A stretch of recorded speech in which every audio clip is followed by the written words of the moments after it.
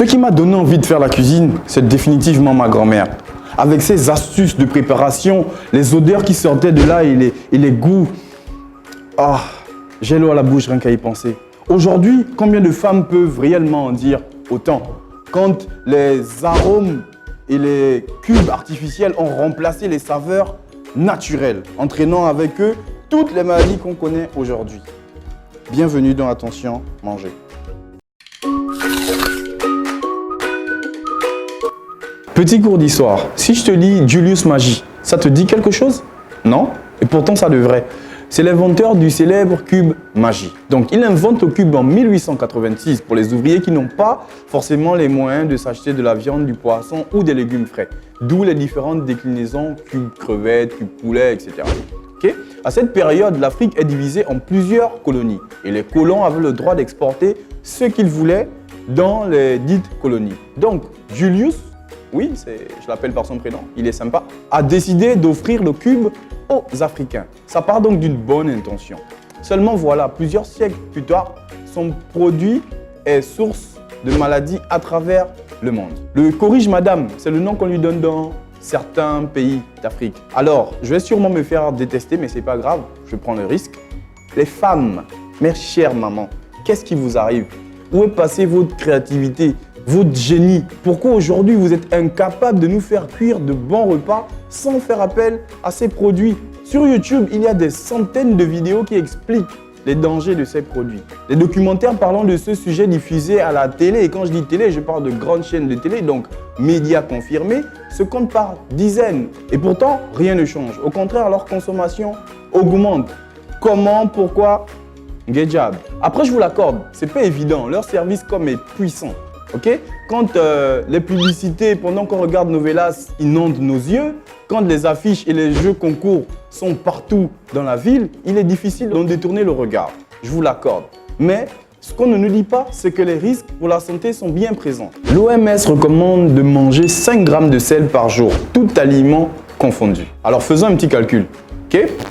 Un cube contient 4,8 grammes de sel. Sachant qu'un repas complet se compose de riz, de poisson, de sauce, okay, pour un repas lambda, d'accord? Et si on met un cube dans chacun de ces éléments, on atteint facilement les 15 grammes de sel par jour, ce qui est le triple recommandé.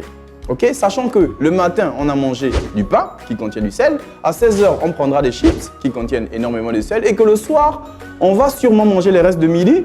Je vous laisse trouver le résultat. Okay? Mais alors, pourquoi? S'il te plaît, ne viens pas me dire que c'est parce que ça apporte plus de goût à nos plats. C'est n'importe quoi.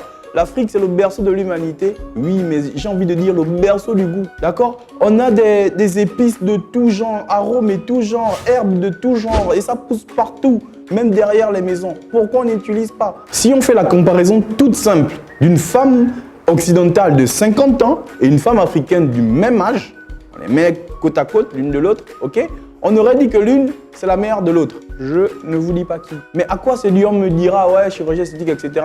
Oui, mais pas toujours. L'alimentation y est pour beaucoup. Quand un adulte sur 5 souffre d'hypertension artérielle, je crois qu'on peut parler de problèmes de santé publique. Quand le diabète et l'hypertension sont les maladies les plus fréquentes de ces 20 dernières années, je crois que le problème est à prendre au sérieux.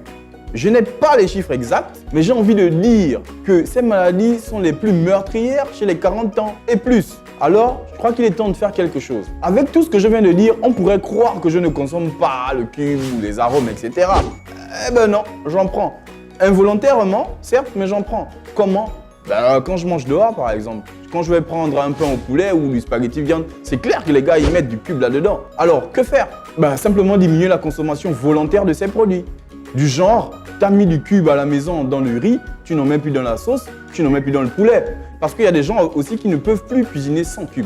Que faire? Prenez du cube, mais prends la moitié d'un cube. Et quand tu mets du cube, ne mets plus de sel en fait. Parce que et le cube et le sel, c'est comme si tu pas doublais, mais quadruplais ton apport ou encore tes portions de sel. Ok? Tout à l'heure, je parlais d'astuces en début d'émission. Astuces. Ma grand-mère, par exemple, elle avait l'habitude de prendre des crevettes séchées. La portion, c'est 500 au marché. Ok, elle pilait et après, elle saupoudrait ses crevettes dans des sauces, etc. Du coup, ça donnait un goût de crevettes fumées. Même si tu n'as pas la crevette physiquement. Ou encore, ce qu'elle faisait les jours de fin de mois, parce que c'est là où il y a l'argent, ok? Elle achète des crevettes et là on mange crevettes, petits pois, etc. Et donc ces pots-là, quand elle décortique, elle ne les jette pas. Elle met au frais. Quand le 22 arrive et que le congélateur, il n'y a plus rien, ok? Elle prend ses pots qu'elle pile. Après, elle passe au mixeur. Donc ça fait un genre de pâte qu'elle ajoute après au riz ou à une sauce quelconque. Du coup, tu manges du riz avec un parfum excellent, merveilleux de crevettes. Et ça te donne l'impression que tu n'es pas en galère en fait. Voilà les femmes, faites vivre votre imagination, votre créativité. Redonnez-nous envie de manger à la maison et peut-être qu'on arrêtera d'aller tout le temps manger dehors ou chez les Chizabenge. En définitive, choisir ce que l'on mange est une décision qui nous revient. Parce que nous... C'est une belle phrase, n'est-ce pas? Je l'ai piqué au DG de la Gaza. Alors voilà, attention, manger c'est fini pour aujourd'hui. Commentez, c'est très important pour nous. Partagez parce que les gens doivent savoir et likez. Rendez-vous la semaine prochaine pour un nouveau numéro.